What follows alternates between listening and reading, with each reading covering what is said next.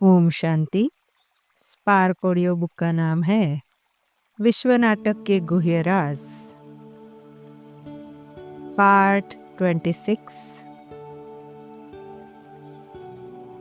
प्रश्न है, संपन्न पवित्रता से बाबा का भाव अर्थ क्या है? संपन्न पवित्रता की स्थिति क्या है? उसकी अनुभूति क्या है? संपूर्ण पवित्रता, संपन्न पवित्रता आदि शब्द अभी संगम युग पर ही बाबा ने कहे हैं।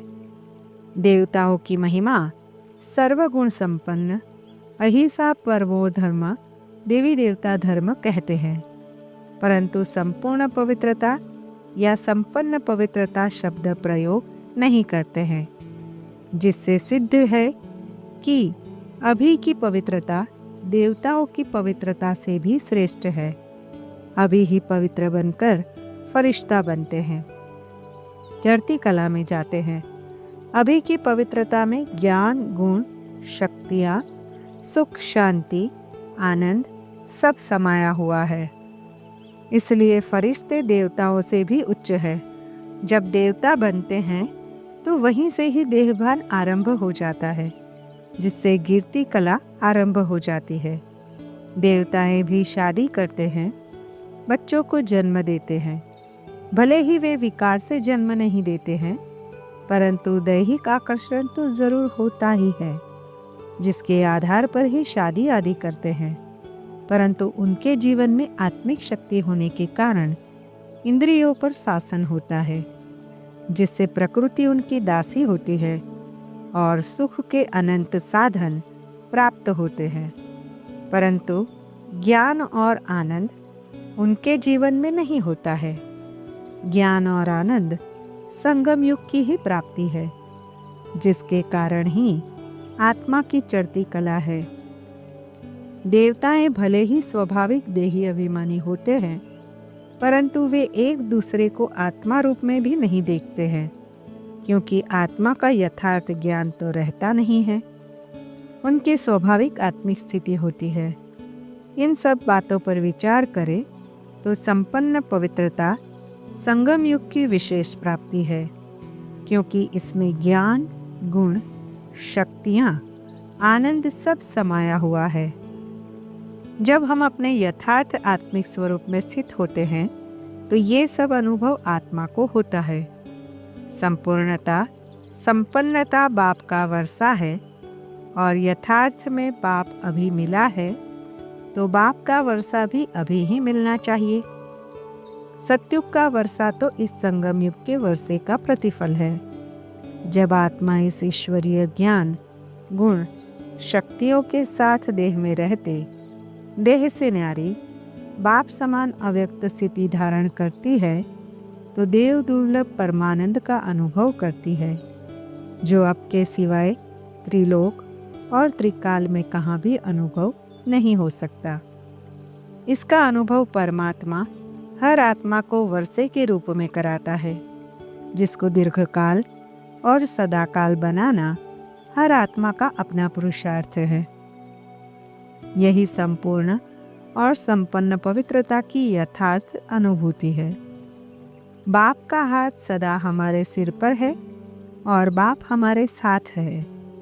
जो इस सत्य का अनुभव करके निराकार और अव्यक्त बाप की स्मृति में होगा तथा जिसकी दृष्टि, वृत्ति आत्मिक होगी, वही इस संपूर्ण और संपन्न पवित्रता की अनुभूति कर सकता है। यदि निराकार या अव्यक्त बाप की स्मृति नहीं होगी तो किस न किस वस्तु, व्यक्ति की याद अवश्य होगी, क्योंकि मन बुद्धि कब खाली नहीं होते हैं और वह आत्मा संपूर्ण और संपन्न पवित्रता की स्थिति, चढ़ती कला का अनुभव कर नहीं सकती। वह अवश्य ही उतरती कला में होगा।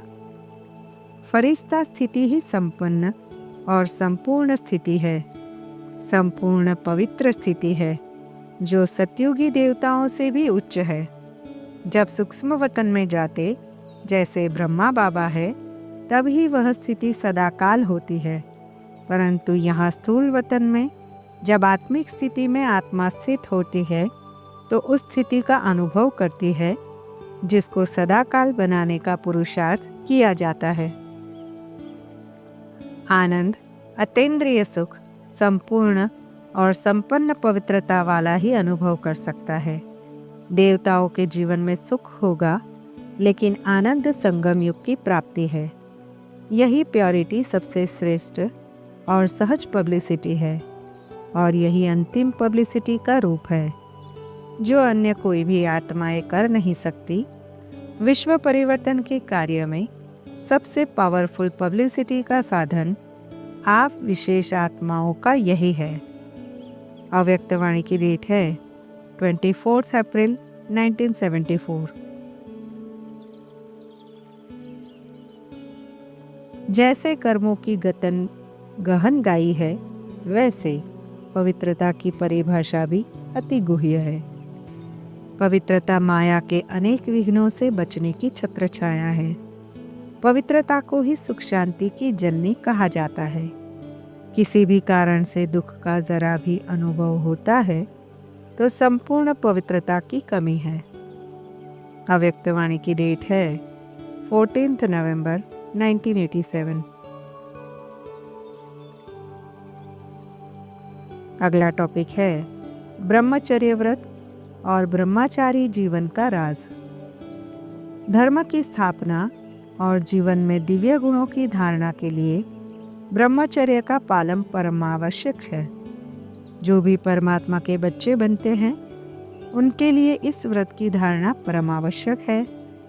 बिना ब्रह्मचर्य की धारणा के कोई भी ब्रह्मा कुमार ब्रह्मा कुमारी कहला नहीं सकता, और जब तक ब्रह्मा के बच्चे नहीं बने तब तक परमात्मा से स्वर्ग का वर्षा भी नहीं मिल सकता है। सभी धर्म पिताओं और महापुरुषों ने ब्रह्मचर्य को अपनाया है और उसके लिए दूसरों को भी प्रेरणा दी है, जिसके आधार पर ही उनके धर्मवंश की स्थापना होती है। कोई महान कार्य करने में समर्थ हुए हैं। हम ब्राह्मणों के लिए ब्रह्मचर्य एक व्रत ही नहीं है, लेकिन हमारी जीवन ही ब्रह्मचारी जीवन है, अर्थात यह व्रत सारी जीवन के लिए है। कई कुमारियां अथवा कुमार कहते हैं, बाबा, माता पिता बहुत नाराज होते हैं शादी न करने पर। बाबा कहते हैं, जाकर शादी करो। पूछते हो ना, खुद तुम्हारी दिल है। शिव बाबा को याद करते मर भी गए तो तुम्हारा बहुत उच्च पद होगा। साकार मुरली की रिवाइज डेट है 20 जून 1972। अगला टॉपिक है ब्रह्मचर्य व्रत और पवित्रता में अंतर का राज। ब्रह्मचर्य व्रत और पवित्रता में बहुत बड़ा अंतर है। पवित्रता की धारणा वाले निश्चित ही ब्रह्मचारी होंगे, परंतु ये आवश्यक नहीं कि ब्रह्मचारी पवित्र भी हो। एक बच्चा ब्रह्मचारी हो सकता है, परंतु पवित्र नहीं। आत्मा में पूर्ण पवित्रता तो उसी समय होती है जब आत्मा परम धाम से इस धरा पर आती है, तथा जब कल्पांत में परमात्मा आकर यथार्थ ज्ञान देते हैं और आत्मा अभीष्ट पुरुषार्थ कर अपने विकर्मों का खाता खत्म कर कर्मातीत अर्थात पावन बनती है और घर जाती है। उसके बाद तो स्थिति नंबरवार और समय अनुसार ही होती है। बाबा ने अनेक बार कहा है, संपूर्ण पवित्र श्री कृष्ण को ही कहेंगे। उसके बाद जैसे बड़े होते हैं, पवित्रता की कलाएं कम होती जाती है। ऐसे बहुत है जो जन्म से बाल ब्रह्मचारी रहते हैं। वे कोई दुनिया को पवित्रता की मदद नहीं दे सकते। मदद तब हो जब पावन बन दुनिया को भी पावन बनाए श्रीमत पर। बाप को मदद करते ही है याद की यात्रा में रहने से। साकार मुरली की रिवाइज डेट है 17 अक्टूबर 1969। आलस्य और अलबेलापन भी विकार है। जो यथार्थ कर्म नहीं है, वह सब विकार है। पवित्रता के आधार पर ही कर्म की गतिविधि का आधार है। ब्रह्मचारी रहे या निर्मोही रहे, सिर्फ इसको ही पवित्रता नहीं कहेंगे। पवित्रता ब्राह्मण जीवन का श्रृंगार है। अव्यक्त वाणी की डेट है 17 अक्टूबर 1987। स्वप्न में भी ब्रह्मचर्य खंडित होता है।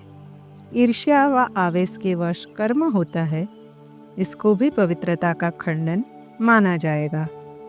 जब स्वप्न का भी प्रभाव पड़ता है तो साकार में किए हुए कर्म का कितना प्रभाव पड़ता होगा। अव्यक्त वाणी की डेट है 17 अक्टूबर 1987। सफलता मूर्त बनने के लिए मुख्य दो ही विशेषताएं हैं, एक प्योरिटी और दूसरी यूनिटी। अगर प्योरिटी में कमी है तो यूनिटी में भी कमी होगी। प्योरिटी सिर्फ ब्रह्मचर्य व्रत को नहीं कहा जाता, संकल्प, स्वभाव, संस्कार में भी प्योरिटी। अव्यक्त वाणी की डेट है 31 अक्टूबर 1975।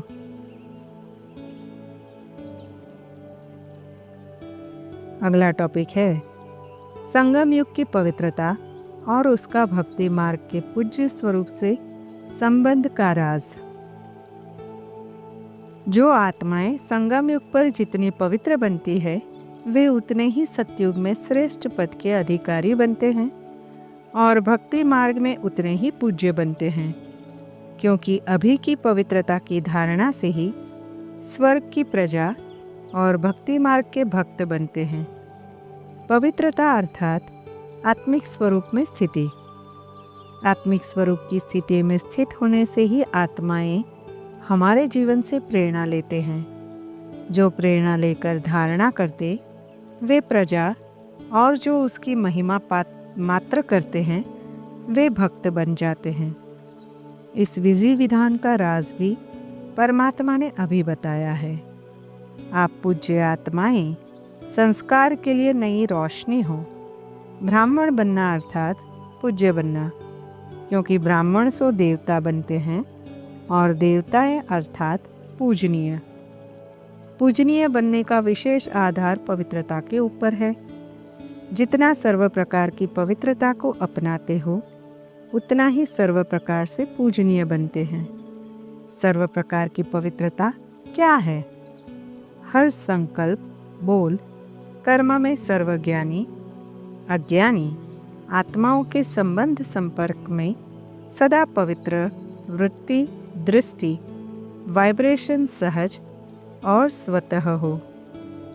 स्वप्न में भी ब्रह्मचर्य खंडित ना हो।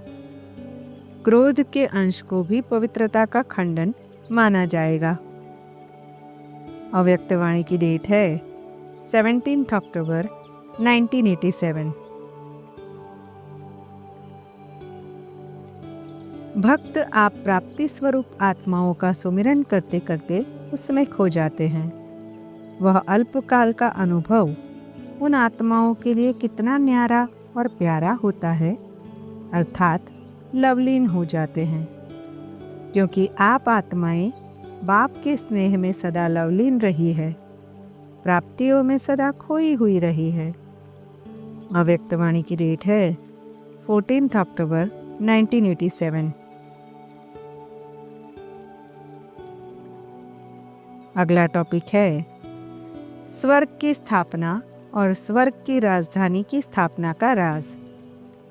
परमपिता परमात्मा राजयोग सिखलाकर धर्म और राज्य दोनों की स्थापना करते हैं।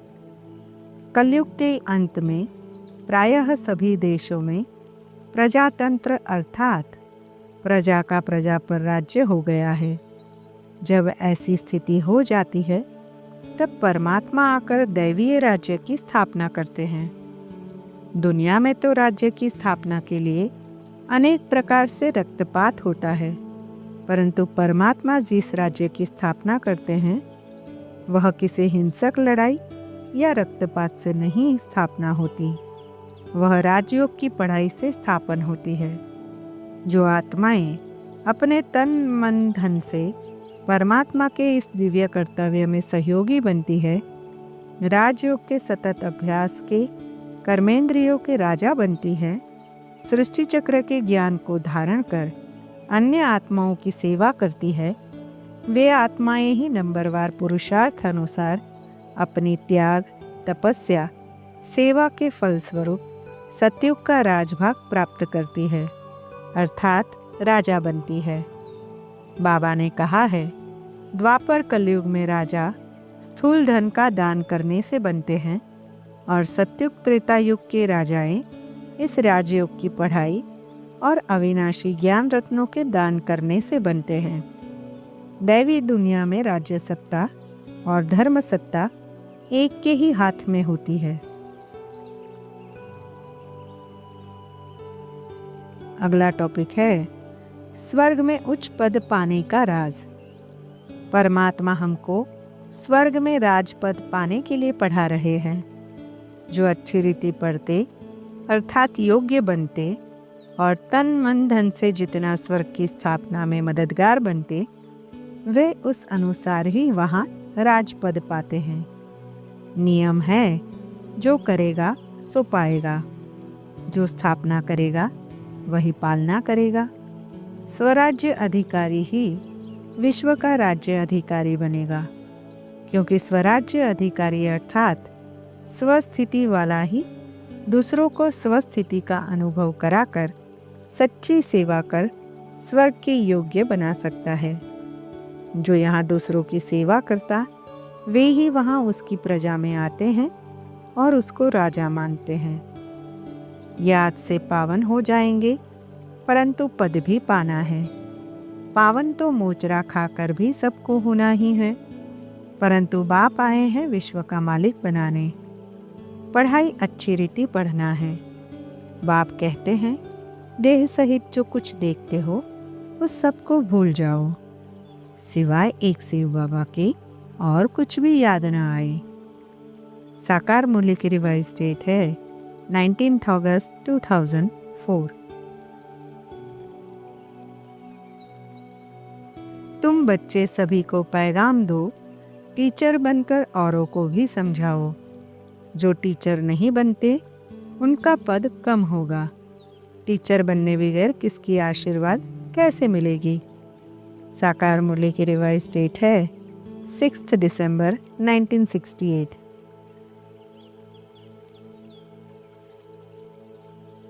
अगला टॉपिक है पुरुषार्थ का राज।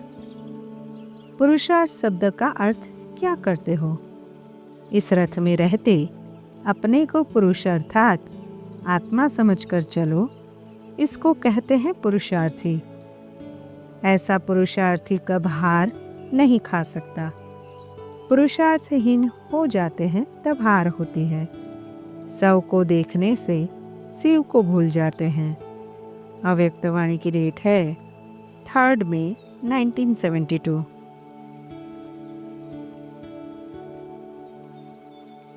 पुरुषार्थ किसको कहा जाता है? यथार्थ पुरुषार्थ क्या है और कैसे किया जा सकता है, इसका ज्ञान भी परमात्मा ने दिया है और परमात्मा ने ही यथार्थ पुरुषार्थ की विधि भी बताई है, जिससे आत्मा पावन बनती है और सदा सुख शांति को पाती है। विश्व नाटक की यथार्थता को जानकर अपने को आत्मा समझ देह और देह की दुनिया को भूलकर एक परमात्मा को याद करना ही सच्चा पुरुषार्थ है, जिससे ही पुरुष अर्थात आत्मा पावन बनती है और मुक्ति जीवन मुक्ति के परम सुख को पाती है। परमात्मा ने सहज पुरुषार्थ की विधि बताई है, जो कोई भी आत्मा कर सकती है। वह विधि है अपने मूल आत्मिक स्वरूप में स्थित होकर परमात्मा की स्नेहमयी याद। हम देह नहीं आत्मा है, इस सत्य को समझकर देह और देह के सर्व संबंधों को भूलकर अपने परमानंदमय आत्मिक स्वरूप में स्थित होकर परमात्मा पिता को स्नेह से याद करना ही सहज पुरुषार्थ है।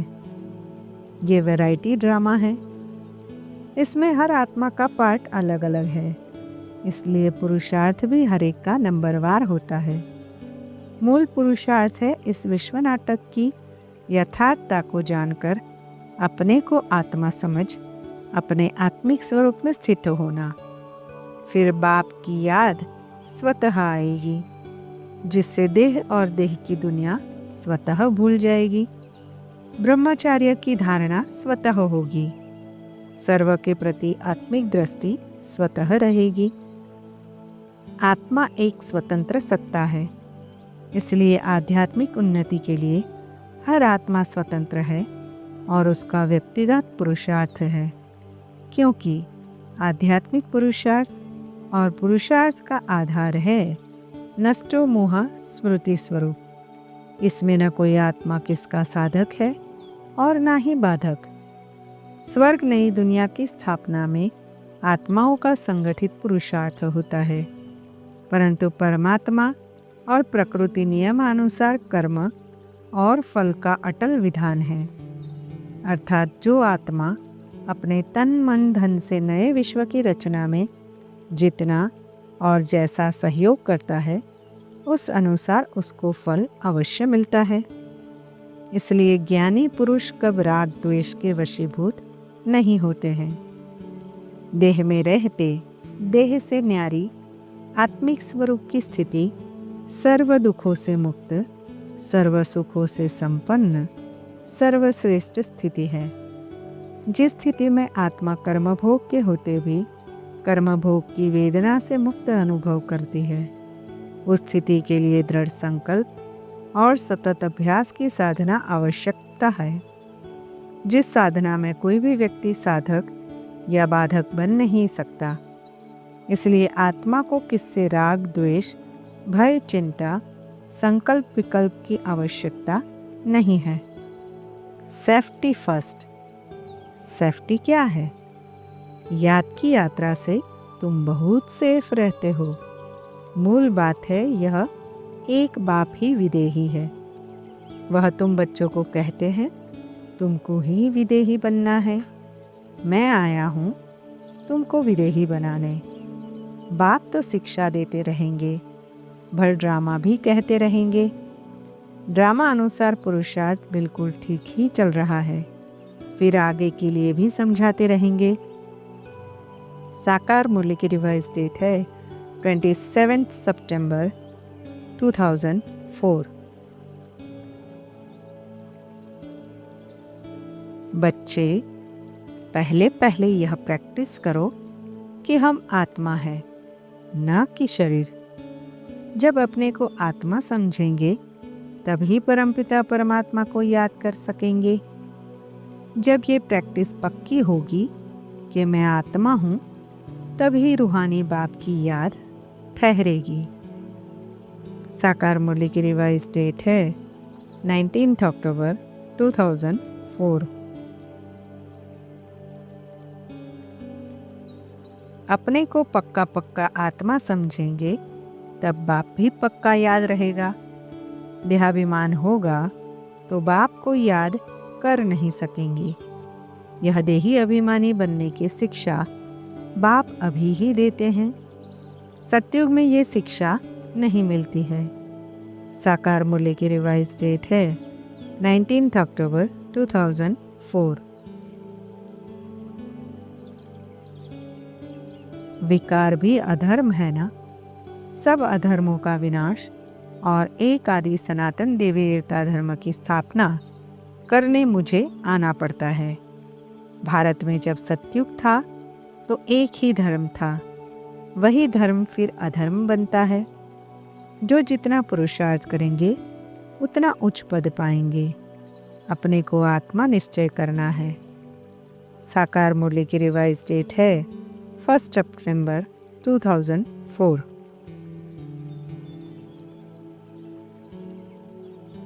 कितना बाबा की सर्विस में जीवन सफल करते हैं। ऐसे नहीं कि इस ब्रह्मा ने घर भर छोड़ा है इसलिए नारायण बनते हैं। ये भी मेहनत तो करते हैं ना।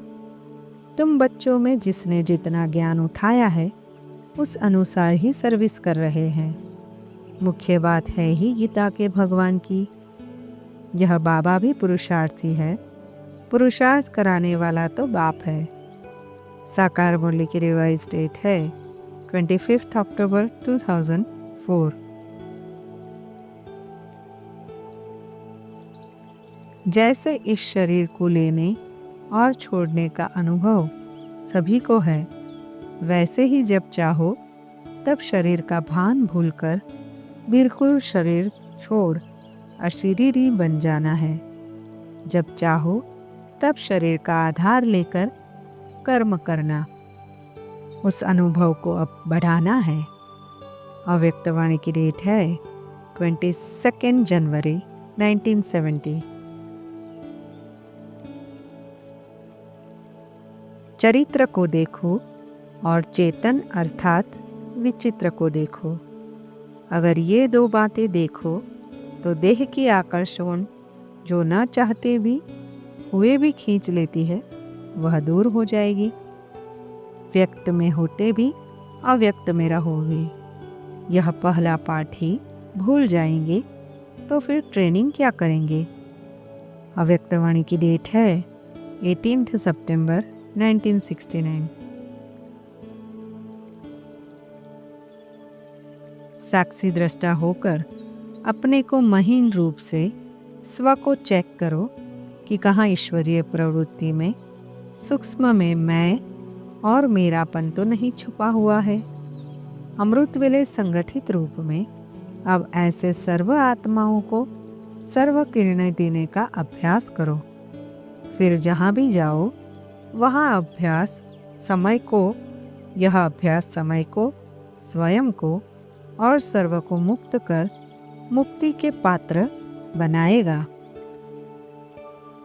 4 अप्रैल 2005। संदेश है गुलजार दादी के द्वारा।